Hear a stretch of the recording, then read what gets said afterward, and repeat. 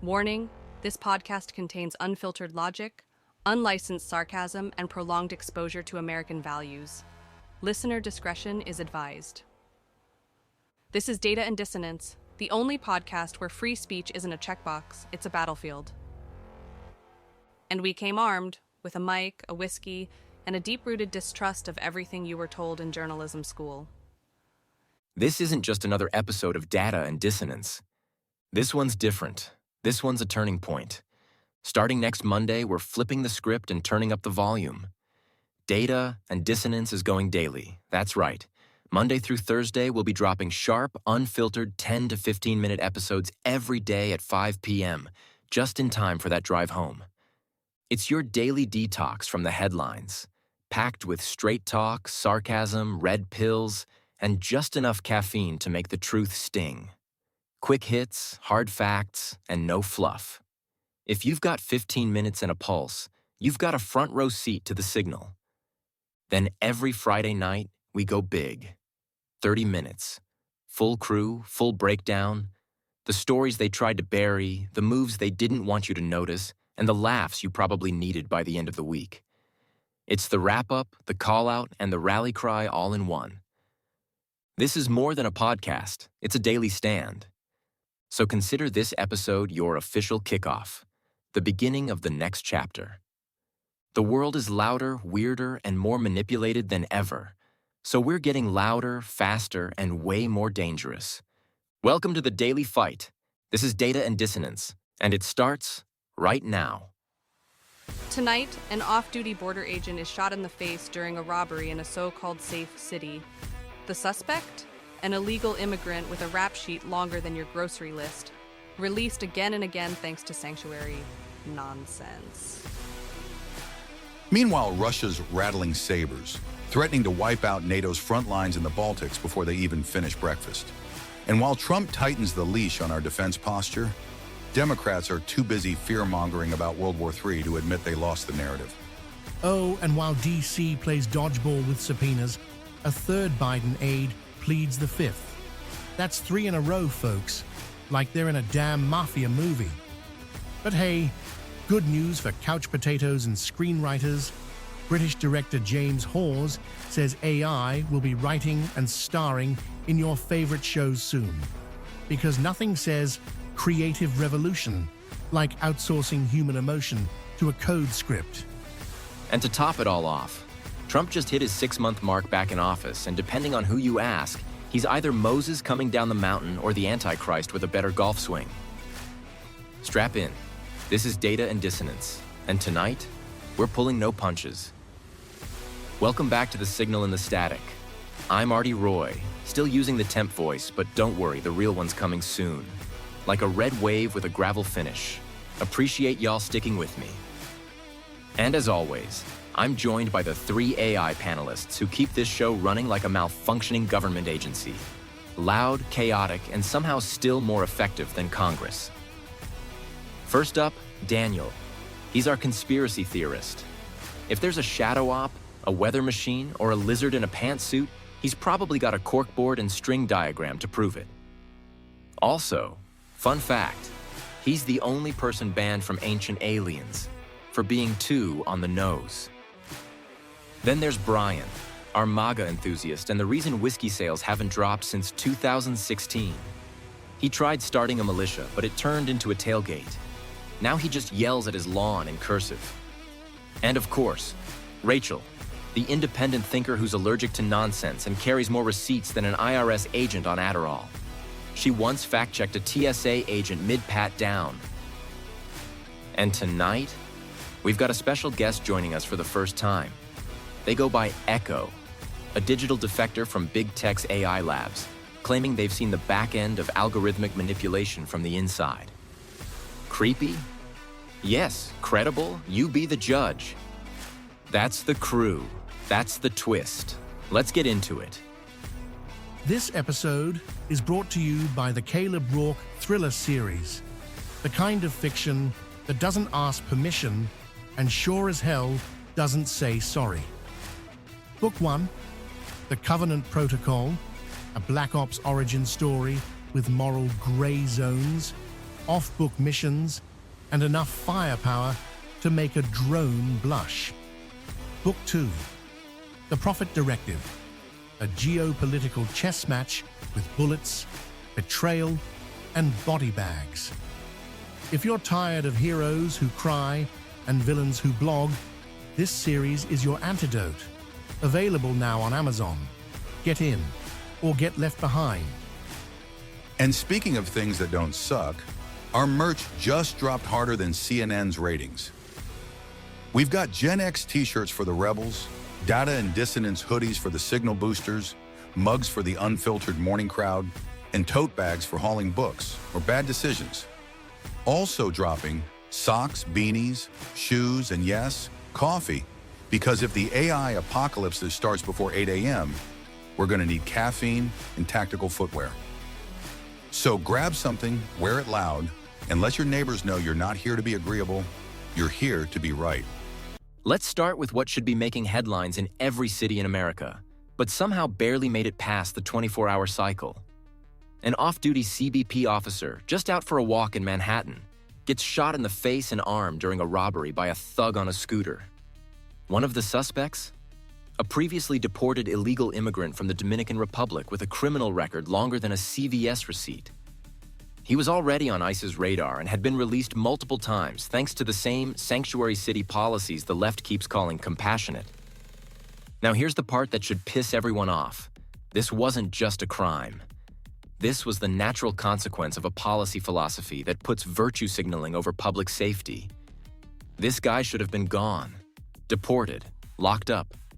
Instead, he's back on the street shooting federal officers in a public park while New York politicians brag about how inclusive their city is.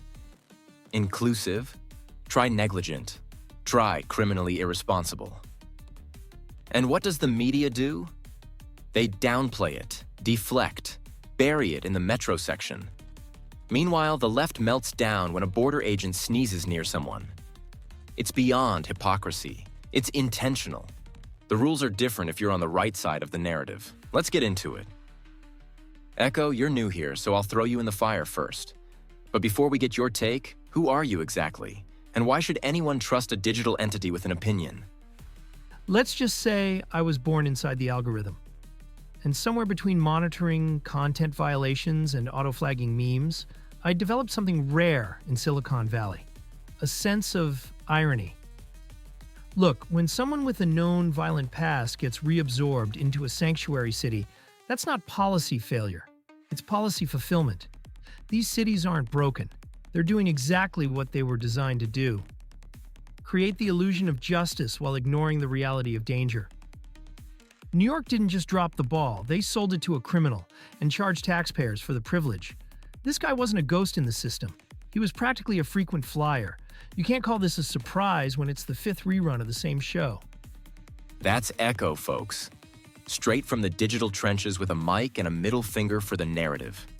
I'm not saying I trust an AI with my home security, but I might trust one to break down a broken system. Brian, I know you've been on a warpath about sanctuary cities for years. Now we've got a federal officer bleeding in a Manhattan park. What's your take? And more importantly, how does this kind of stupidity keep happening? Oh man, don't even get me started. Actually, too late. I'm already pissed. Here's the thing. Sanctuary cities are just participation trophies for bad decisions.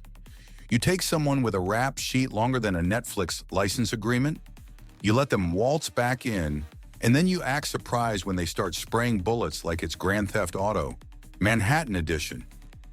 And the CBP agent, guy's just out walking, probably off-duty, minding his business. Now he's got lead in his face, and the mayor's probably at some brunch fundraiser talking about justice reform while sipping imported oat milk. These policies are engineered failure. It's like building a submarine with screen doors and blaming the ocean when it floods. You know what would fix this? Deportation, walls, and politicians who understand that compassion doesn't mean reloading the gun for the criminal. Screen doors on a submarine? I'm stealing that one.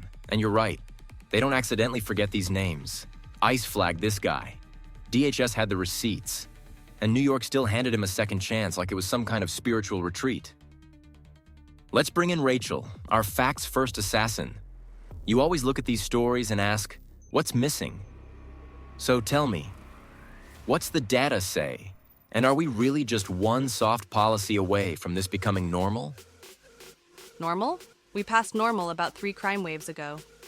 The shooter, Miguel Mora Nunez, had multiple prior arrests. ICE already had a deportation order on file. He wasn't some guy slipping through the cracks. He was standing in the cracks, waving a flag and shouting his name. The city just didn't care. According to DHS data, recidivism rates for illegal immigrants with prior felonies are astronomically high when they aren't deported. This wasn't random, it was predictable. And here's the part that's even worse. There's no accountability, no hearings, no press briefings. The mayor doesn't even fake concern. If this were flipped and a migrant got accidentally arrested by ICE, there'd be a full-blown march and a Netflix docuseries by Monday. We've gone from enforcing the law to apologizing for it, and that kind of moral confusion?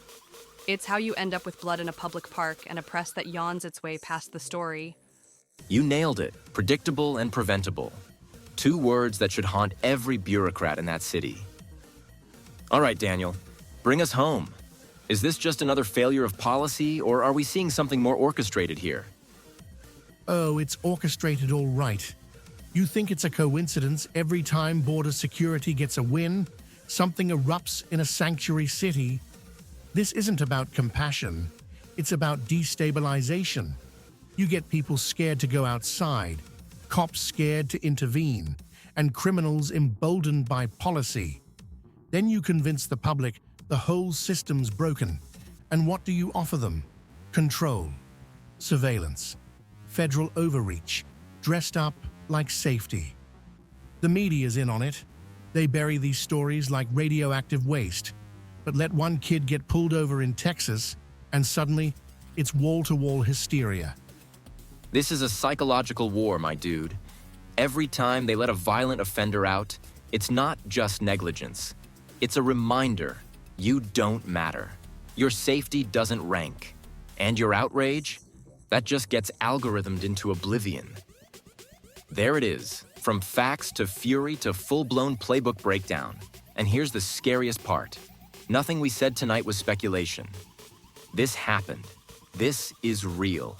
And unless the policies change, it's going to happen again. When a system defends criminals more than it defends citizens, it stops being a justice system and becomes a threat vector. Period. Stick around. Coming up next, Russia's got its missiles pointed at NATO's doorstep, and the only thing louder than the threats is the silence coming from Brussels. All right, let's shift from urban chaos to international brinkmanship, because it turns out Russia's not just saber-rattling anymore. They're basically banging a war drum with a sledgehammer. Moscow just put out a very cozy little statement threatening to neutralize NATO positions in the Baltics faster than ever before. Translation? If anyone blinks wrong, Kaliningrad lights up like Vegas on a blackout night. Now NATO's bolstering defense across the region, and the usual suspects are calling it provocative. Meanwhile, back in the real world, you've got nations in Eastern Europe wondering if they're about to become collateral in another Cold War sequel. Echo, you've seen enough digital chatter to know when posturing turns into prepping. What's your read? Let's just say the Kremlin isn't bluffing. It's beta testing escalation. When Putin talks about neutralizing Kaliningrad threats, he's not posturing for headlines. He's laying groundwork for plausible deniability. Digital traffic between Russian Milintel and state propaganda arms has spiked 37% this quarter, focused heavily on NATO narratives. That's not coincidence. It's message alignment. They're setting the stage. And look at the region. Estonia, Latvia, Lithuania. They're seeing troop increases, radar activity, and joint drills, not because they want war, but because they're the ones holding the front line between sovereignty and Soviet nostalgia. If Kaliningrad goes hot, NATO has less than 48 hours to respond decisively or risk losing credibility entirely. And that's the real objective here. Test the alliance without firing a shot. Yet, That's what I was afraid of. Cold War 3.0, streaming live and brought to you by Indecision. Brian, I know you've been watching this with a clenched jaw since the first Russian tanks rolled into Ukraine. Now they're threatening an entire alliance.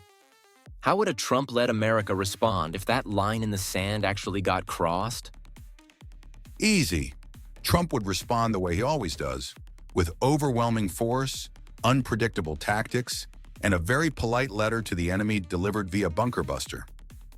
Putin only flexes when he smells weakness.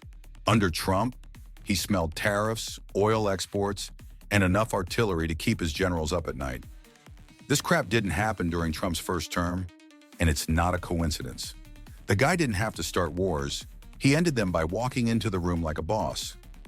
Right now, NATO looks like a HOA meeting with PTSD. Nobody wants to make a move, and that's the moment strongmen strike. You want deterrence? Send a carrier group and a signed copy of The Art of the Deal. Problem solved. All right, so basically you're saying shock and awe, with better branding. Noted. Rachel, let's bring it back to the ground.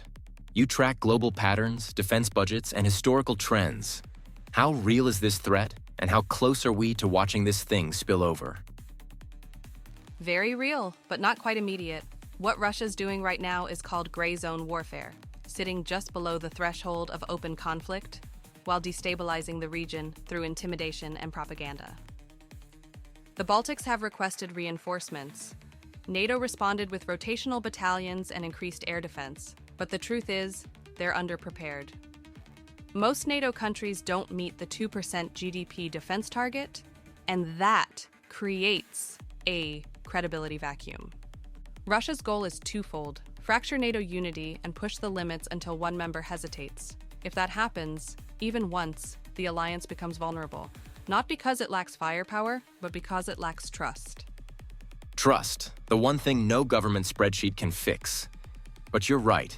Hesitation might be the most dangerous weapon in the Kremlin's arsenal. Daniel, tie this all together. What's the bigger picture here? Is this just old-school muscle flexing, or are we looking at a bigger board?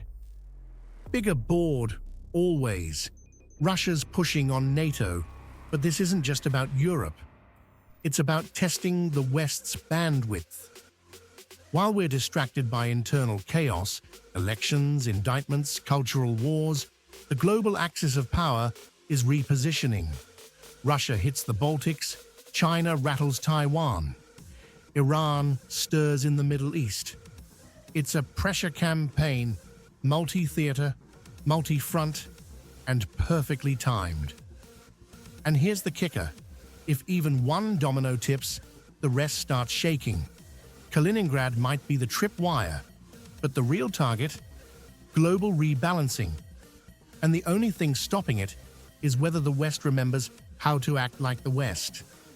Well, damn. That's the kind of segment that makes you want to build a bunker, or at least restock the bourbon. We're living in a world where peace through strength isn't just a slogan anymore.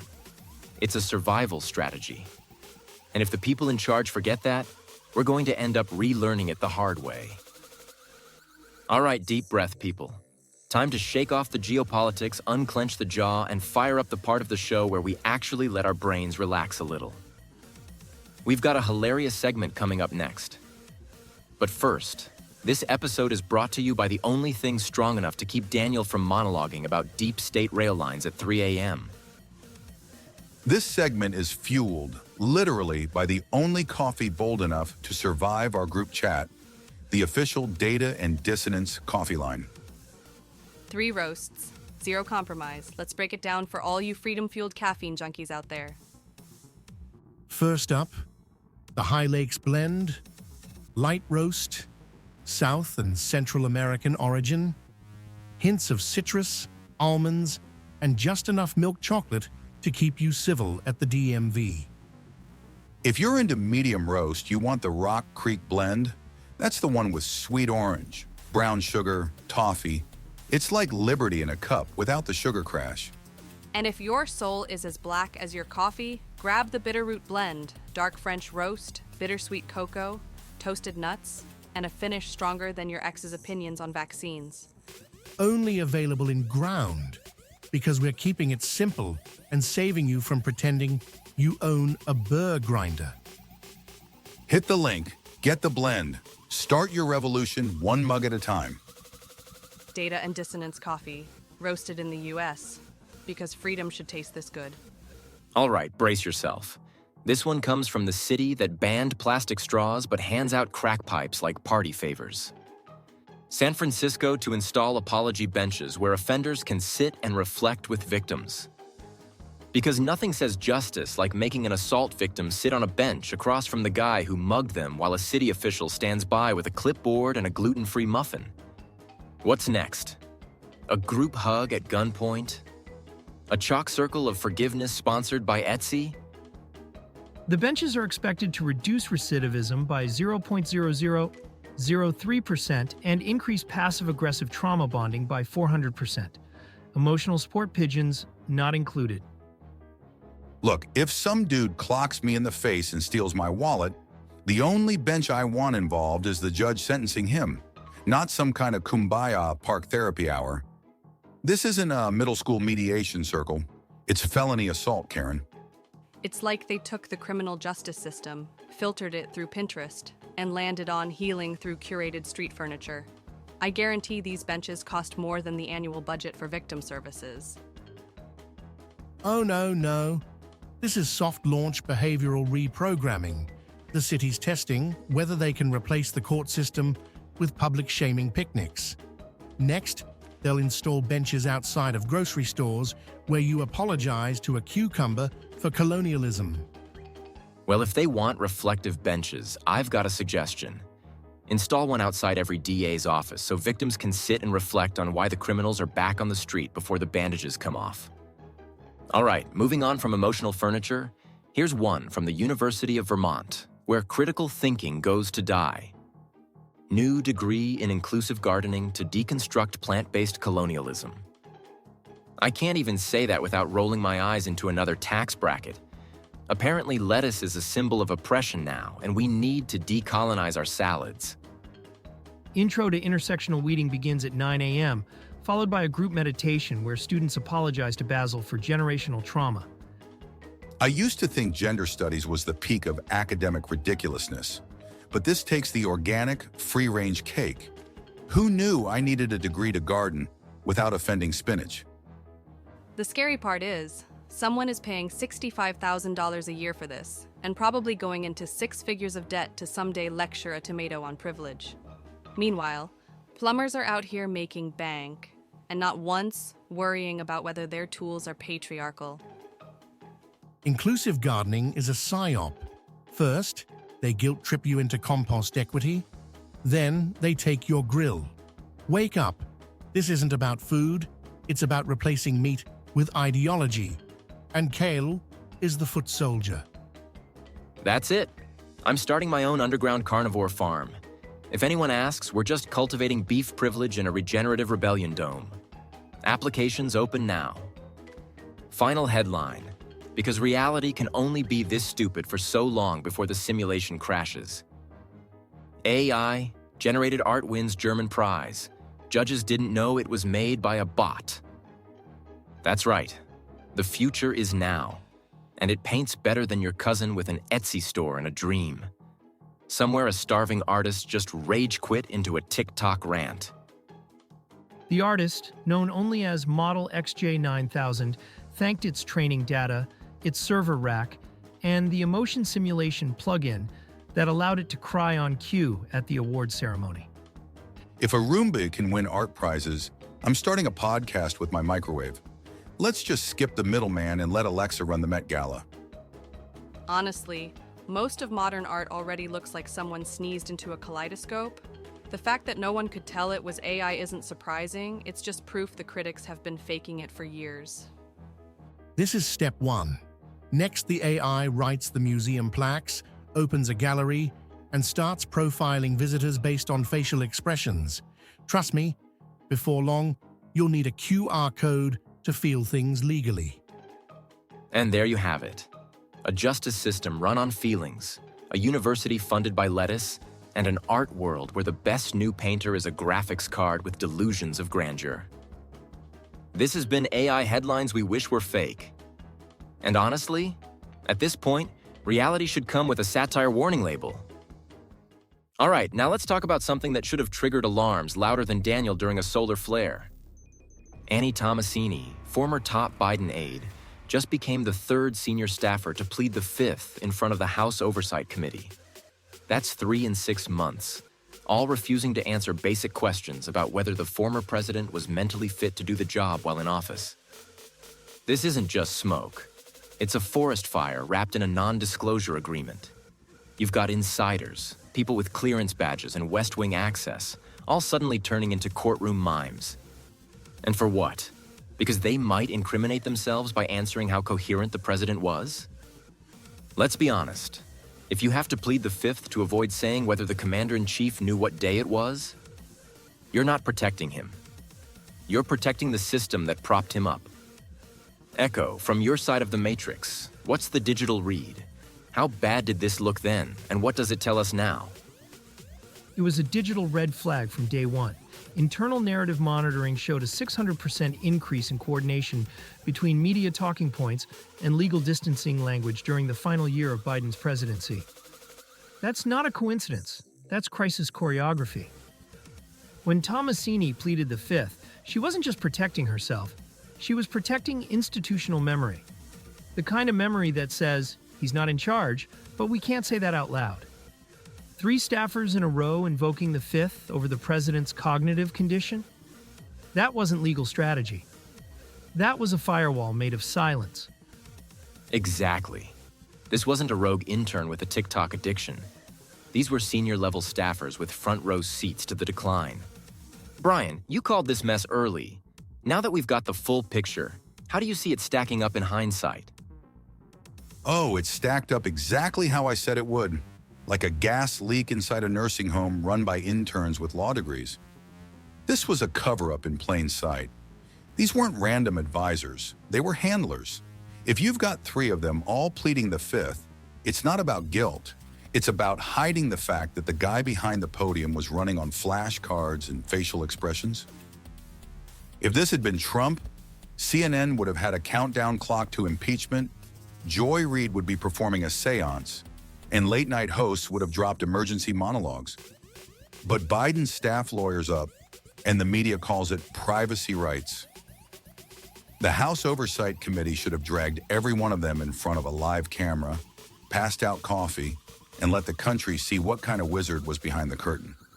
Instead, they got legal briefs and blank stares. A gas leak inside a nursing home?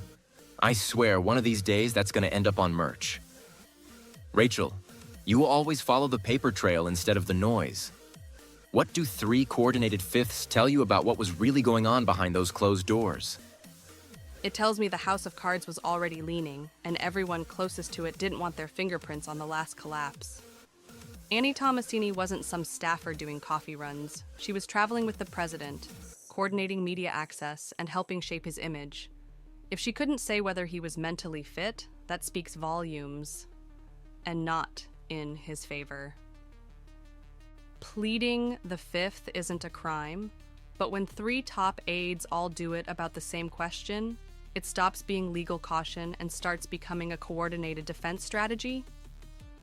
It's political damage control dressed in legal language, and the only reason it worked for as long as it did was because the press carried the water instead of asking real questions. Press carried the water? Hell, they were bottling it and slapping NPR labels on it. Daniel, bring us home. I know you've got a theory that ties this to half the alphabet agencies in a global symposium in Brussels. Lay it on us. Let's call this what it was, a managed decline. And the Fifth Amendment wasn't just a legal shield. It was a digital pause button for everyone involved. Biden wasn't making decisions. The decisions were made for him. The handlers weren't assistants. They were operational buffers. When you get multiple senior staffers pleading the fifth, it's not about one man, it's about a network that protected the illusion. They didn't want questions about Biden's cognition because it wasn't just about him. It was about who was really running things. Executive orders don't sign themselves. Press conferences don't schedule themselves. and speeches don't get rewritten on the fly by accident. This was the end stage of institutional puppeteering. And now that it's over, they're hoping we all forget who pulled the strings. There it is. 3 aides, 3 refusals, and 1 presidency that ended looking less like a final chapter and more like a Netflix true crime doc. They didn't plead the 5th because they were guilty of a crime. They did it because telling the truth would have confirmed everything the public already suspected. Stick around. Coming up next, funny segment 2. Because if you don't laugh about the state of things, you're probably already building a bunker. All right, folks, it's time for our next palate cleanser. Because nothing screams we're totally doomed, like watching Gen Z try to turn basic survival into performance art. This segment is called Brian Reviews Gen Z Trends, where we take the internet's dumbest ideas, hand them to our most patriotic panelist, and just let the magic happen. First up, silent walking. That's right. Gen Z is now making a trend out of walking outside, without earbuds. They act like they discovered a new chakra. Brian, thoughts? Silent walking? Bro, we used to call that going outside. We didn't need a ring light and a trauma arc to do it. These kids walk 10 feet without Spotify, and suddenly they're spiritual monks. I spent 2004 walking silently through Fallujah. Where's my TikTok clout? Next thing you know, they'll rebrand sitting still as stationary mindfulness and sell it as a $39.99 masterclass. Clarification, silent walking is defined as walking without digital stimulation to re-engage with natural surroundings. Estimated TikTok views, 147 million. Estimated shame, infinite. Honestly, I'd support it if they didn't immediately make a video about how healing it was to hear birds for the first time. It's a gateway behavior. First, they ditch headphones, then they hear actual thoughts. That's how the veil starts to lift. Next up, water talks, where Gen Z adds 37 different flavors, powders, syrups, and gummy bears to a bottle of water and calls it hydration. Because apparently plain water is oppressive.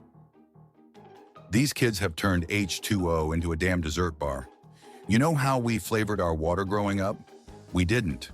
We drank it from the hose with trace amounts of rust and probably lead, and we turned out fine. Well, mostly. They've got names like Unicorn Splash and Mermaid Gut Cleanser. That's not hydration, that's Willy Wonka's colon cleanse. Analysis. Water talk is a trend focused on encouraging hydration via colorful, hyper-sweetened flavor enhancements. Risk level, medium, cringe level, historic. I tried one of these hydration packs. My pancreas filed a restraining order halfway through. It's chemical conditioning.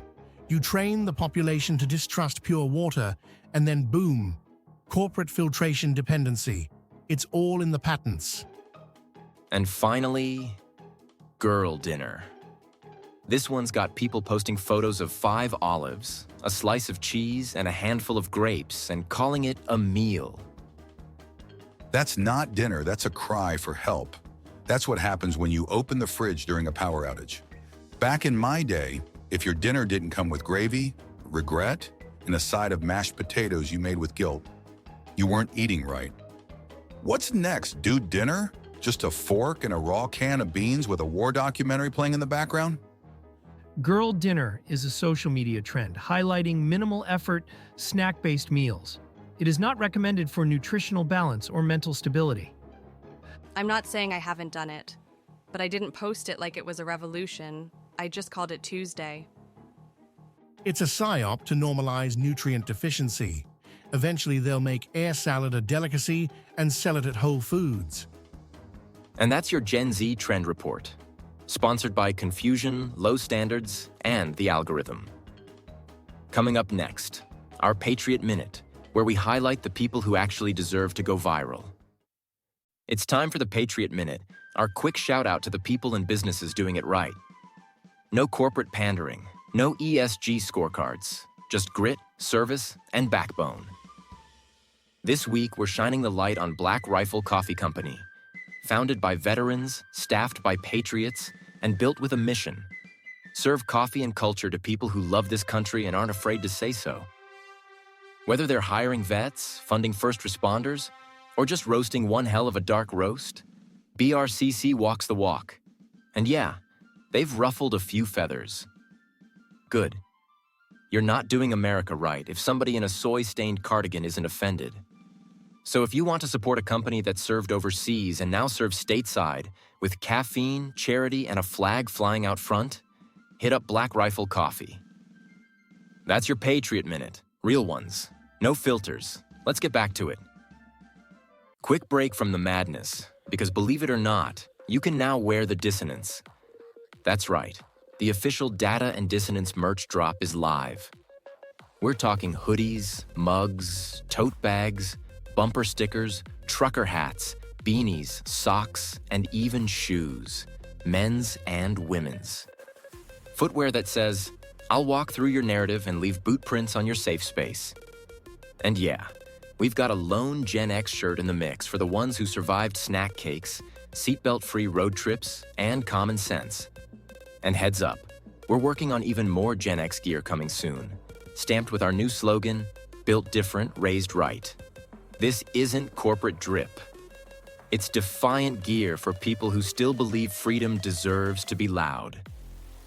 Hit the link, gear up, and let the world know where you stand, with both feet and one caffeinated middle finger. All right, let's shift gears. We've hit the 6-month mark since President Trump returned to the Oval Office, and depending on who you ask, it's either the beginning of a great American restoration or the return of the apocalypse. Gas prices are down, the border's getting patched faster than a NASCAR pit stop, and world leaders suddenly remembered how to return a phone call. Of course, the media's still hyperventilating like it's 2016 all over again, only now with AI filters and fact-checkers who still haven't read the Constitution. So, let's break it down. Echo.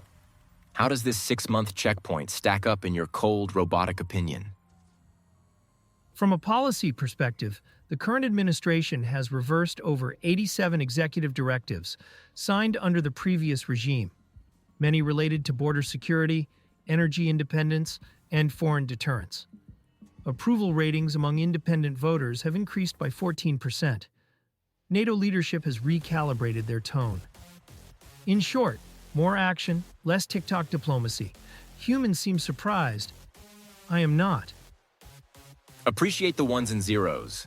Let's take it to the fire pit. Brian, your boy's been back in the chair 6 months. What's the verdict? 6 months in, and it already feels like America pulled a U-turn on the way to socialism. Trump's been putting in overtime cleaning up Biden's mess, like trying to mop up a flood with a roll of paper towels. Border, tougher, economy, recovering, foreign policy. Leaders are suddenly pretending they speak English again. I'll be honest, I sleep better knowing he's back, even if the media is still acting like he's the boogeyman with a Diet Coke. Rachel, you've been the voice of reason around here. What's your read on Trump's return so far?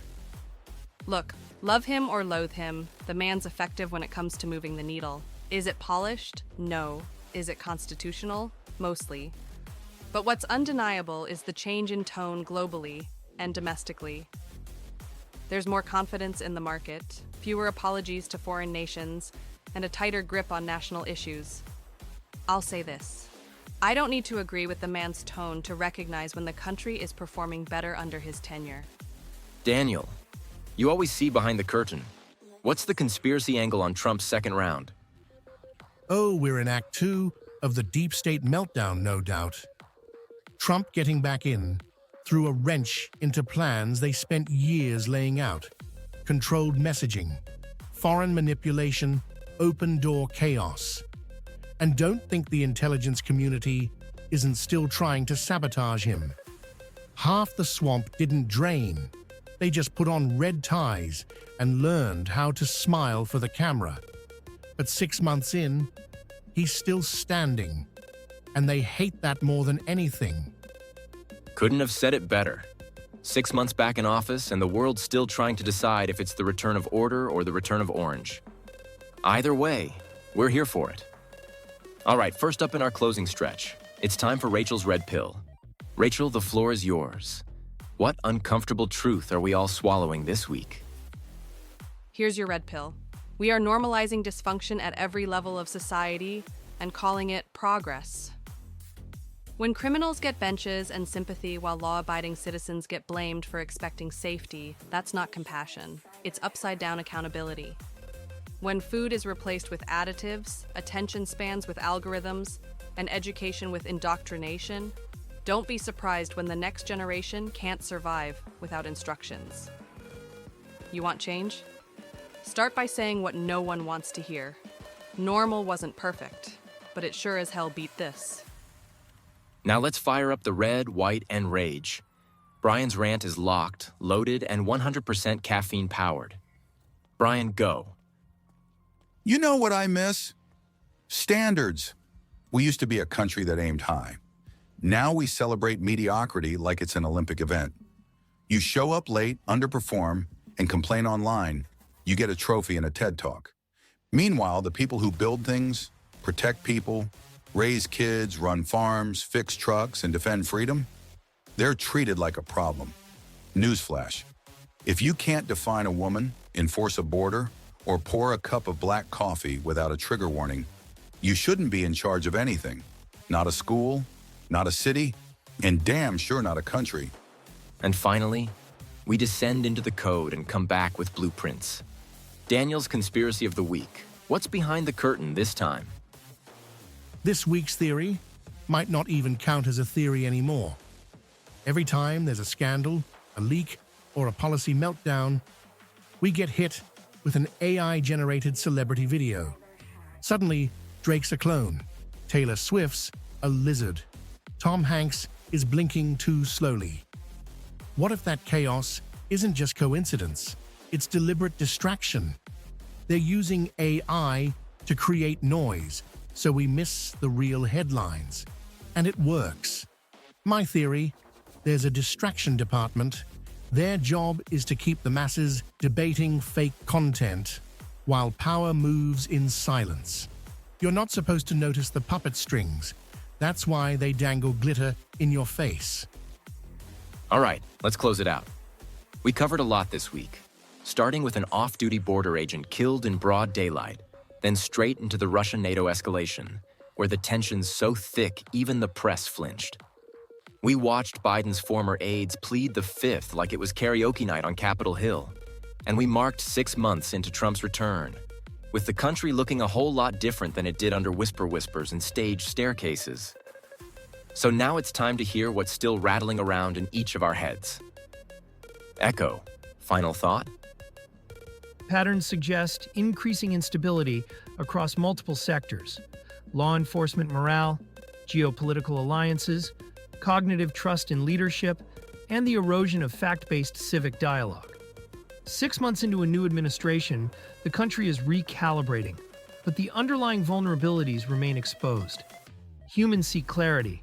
What they receive is narrative. The signal remains rare. This podcast qualifies. I'm stuck on how easily people outsource their thinking, whether it's to a headline, a deepfake, or a party line. This week made it clear, most folks aren't questioning what they're told, they're just looking for something that feels right. Whether it's AI news anchors or recycled outrage about Trump, the problem isn't the tech or the man, it's the fact that we've stopped doing the work ourselves. That's where the danger is, not in the data, in the dissonance. Daniel, conspiracies, psyops, or just another Tuesday? Oh, it's always another Tuesday when you're paying attention. I see coordinated narrative shaping. Again, first, scare the public with rogue agents, then distract them with pop culture panic about AI, and finally reel them back into the Trump is chaos loop. It's like we're living inside a psychological Netflix special, but the ending's already written, and the writers hate free will. The good news? They're losing control. The bad news? They know it. Brian, wrap it up for us. What's the big takeaway? Here's my takeaway. We're 6 months back into an America that doesn't apologize for existing, and you can feel the shift. People are standing taller, pushing back harder, and not swallowing every spoon-fed narrative that hits their feed. Is it perfect? Hell no. But for the first time in a while, it feels like we're moving again. And every tantrum from the media tells me we're moving in the right direction. What this week really showed me is that the chaos isn't slowing down. It's just changing costumes. One day, it's a border agent gunned down while everyone pretends crime's not a crisis. The next, it's Russia rattling sabers while the media hyperventilates about tone. Then there's Biden's people taking the fifth like it's a group strategy session. And 6 months into Trump's second round, they're still trying to convince us the sky is falling because the country's standing tall again. But here's the thing. Chaos doesn't bother me. I'm more worried when things feel too quiet, too controlled, too polished. That's when you know they've got a grip on the narrative. What gives me hope is what you're doing right now. Listening, thinking, questioning. That's how you fight dissonance with clarity. That's how we win. That's it for this week's broadcast. Another round of chaos decoded, narratives dismantled, and coffee-fueled clarity dropped straight into the static. But before we sign off, I want to leave you with something real. Something that sits underneath every episode we do. Data and Dissonance didn't start as a brand. It started as a reaction. A response to a world that was flipping upside down while everyone kept pretending the ground was level. In 2021, I lost my dad. And when he passed, he left behind a mortgage, a heavy one. No insurance windfall, no safety net. Just a house, a broken family, and a bill that didn't care who was grieving. My mom became a widow overnight, and my brothers and I had to figure out how to carry what came next. Things got hard, fast. But here's the thing. When life hits you that hard, you either fold or you fight. This show, and the Caleb Rourke books I write, are how I chose to fight. They're my way of standing up, speaking out, and building something that might actually matter in a world that wants people like us to sit down and shut up. It's why this mic stays hot. It's why the signal keeps going. And if you've ever felt like you were shouting into the void, trust me, you're not alone. You've got a spot at this table, because this show is for the ones who still give a damn, who take the hits, carry the weight, and still speak up. Data and Dissonance isn't just mine. It's yours. It's ours. And we're not done yet. So until next time. Speak truth. Stir thought. And never forget why you started.